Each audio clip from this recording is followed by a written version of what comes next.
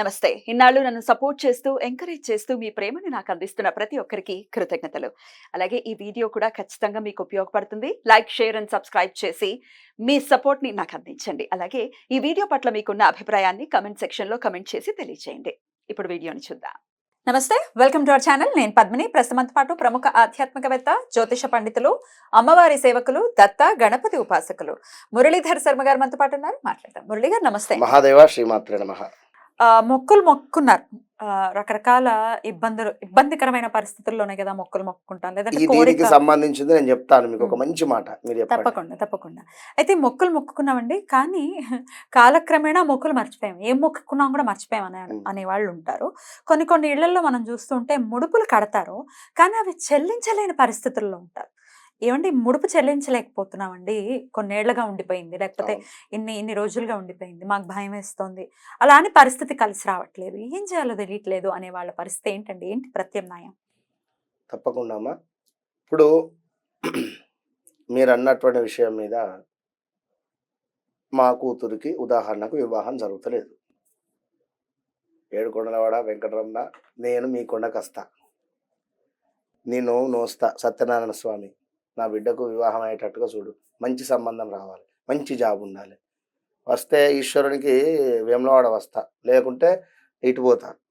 ఇవన్నీ నలుగురు ఆడవారు కూర్చొని జనరల్గా మీ కూతురికి వివాహం అయిందా, ఇగో లేదు మొన్ననే మొక్కు మొక్కినా పోవాలి, అయ్యేటట్టున్నది, కాగానే పోతా. ఈ నలుగురు కూర్చొని సంభాషణ చేసుకునే వద్ద కూడా నోటికి వచ్చినవి మాట్లాడతారు. అక్కడ ఏంటిది, నేను ఇక్కడ మన వేములవాడ ఇట్లే అంటారు మాస్, ఇదేది మన తెలంగాణ సైడ్, వేములవాడ రాజన్నకు ముడుపు కట్టి పెట్టు అవుతుంది, వెళ్ళిన తర్వాత వెళ్ళిరండి కొత్త జంటను తీసుకొని అని చెప్పి ఒకరు అంటారు, ముడుపు కట్టి పెడతారు. మళ్ళీ ఒకరు అంటారు ఏమని, కొండకు నడుచుకుంటూ వెక్కుతా మనకు తిరుపతి అని చెప్పి అదొక మొక్కు అంటారు, కొత్త జంటను తీసుకొని వస్తా అని. ఇట్లా కాళహస్తి కావచ్చును, లేదా వారి యొక్క ఇంటిలో కులదైవానికి సంబంధించింది ఏది ఉన్నా ఇలాంటి అంటే ఈ అభిషేకం చేస్తా అని కానీ, లేదా ఈ హోమం చేస్తా అని కానీ, నిజంగా కొందరు అనద్దు. కానీ ఇక గురువుగారు ఈ గృహప్రవేశం అనుకున్నాను, సమయం కుదురుతుందో లేదో, చండీ హోమం కూడా చేయాలని ఉంది నాకు, కానీ ఇప్పుడైతే గృహప్రవేశం కానివ్వండి, తర్వాత మళ్ళీ 2 నెలల్లో చండీ హోమం చేసుకుందాం. ఇది అన్నావు కదా, నువ్వే కదా అన్నది. అయితే నువ్వు ముడిపే కట్టాలి లేదు, ఇక్కడ కట్టినావు పోయింది అది. ఇది వచ్చే జన్మకైనా నువ్వు తెలుసుకోవాలి, ఇది గుర్తుంచుకోవాలి అన్నది. అందుకే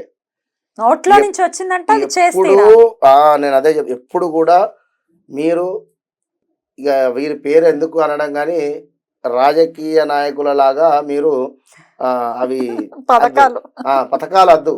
పథకాలు ఎందుకు, ఎవరు అడిగారు మిమ్మల్ని పథకాలు? ఏది ఉన్నా కూడా మనస్సులో ప్యూర్ హార్ట్గా ఉండండి, ఒక్కరినే నమ్మండి, జాతక పరిశోధన చేసుకోండి. ఫస్ట్ నేను పదే చెప్తున్నాను, ప్రతిదానికి ఒక పర్థం ఉంది. ఇక్కడ సంతానము పంచమ దృష్టి, వివాహము సప్తమ దృష్టి, ధనము 2వ దృష్టి, హెల్త్ లగ్నము లేదా 12th భావము, శత్రువులు 6.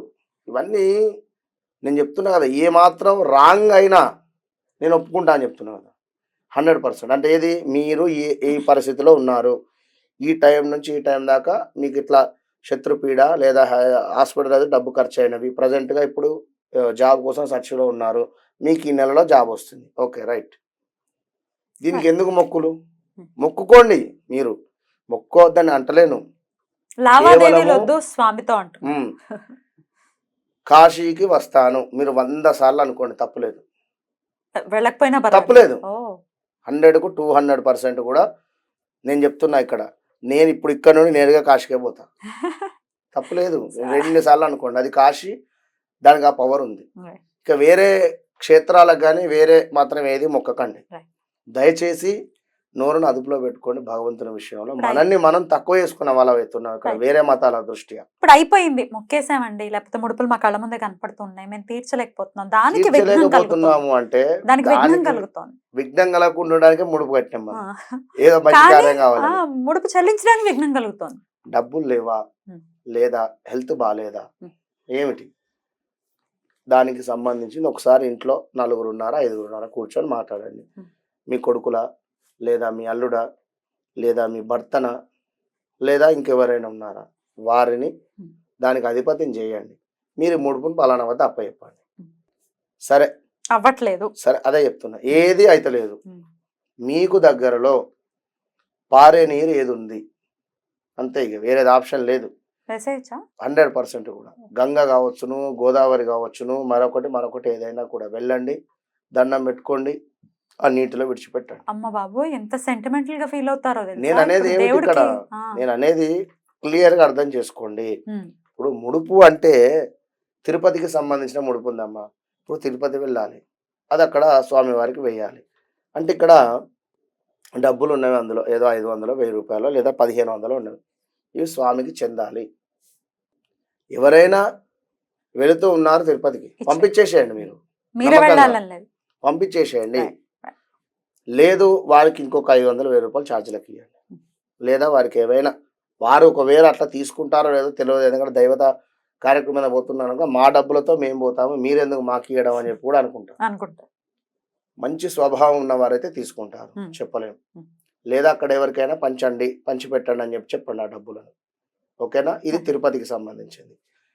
ఇక సత్యనారాయణ స్వామి వ్రతం అంటే అది మీరే కూర్చొని చేసుకోవాలి, ఎవరైతే లేరు దానికి కొడుకులు కానీ, ఎందుకంటే కథల్లో ఉన్నది కదా, నువ్వు వ్రతం చేస్తా అని చెప్పి మర్చిపోవుట భావ్యమా, నీకు దుష్టబుద్ధితో ఉన్న నీకు కనువిప్పు కలిగించాలనే నీకు ఇంతటి శాపం పెట్టాను, చీకటి చెరసాలలో బందీగా ఉన్నావు ఇన్నేళ్ళు, ఒక్కసారి కూడా అయ్యో భగవంతుడా అని నన్ను పిలిస్తే నేను వచ్చి నేను ఎప్పుడో బంధ విముక్తిని చేసేవాని కదటయ్యా. కనీసం చీకటి చెరసాలలో ఇంత బందీగా ఉండి కూడా ప్రతి నొప్పిని అనుభవించావు కానీ అయ్యో భగవంతా ఏమిటి పరీక్ష అన్నావా, కనీసం అనలేదు అని భగవంతుడు కూడా చెప్తాడు అతనికి. కనుక సత్యనారాయణ స్వామి కథ అనేది అది తప్పకుండా మీరు చేసుకోండి, లేదా కథను వినండి.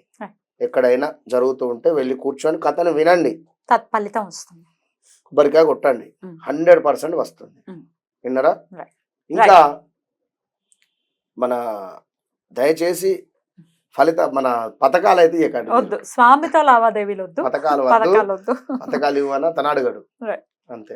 అద్భుతం అండి, చాలా చక్కగా వివరించారు. అంటే ప్రాక్టికల్ గా ఏం చేయాలి అనేది చక్కగా వివరించారు. డెఫినెట్ గా ఒకవేళ అనేసుకుంటే రాసుకోవటం కూడా అలవాటుగా చేసుకుంటారు. మరొక మాట, మీరు మర్చిపోయాను అని చెప్పన్నారు కనుక ఏది ఏమైనా కూడా అందరికి బిగ్ బాస్ ఈశ్వరుడు కనుక ఒకసారి రుద్రాభిషేకం చేసుకోండి. రుద్రాభిషేకంలో ఏంది సంకల్పము? రైట్ అండి, thank you so much Murali గారు, నమస్తే. మహాదేవ.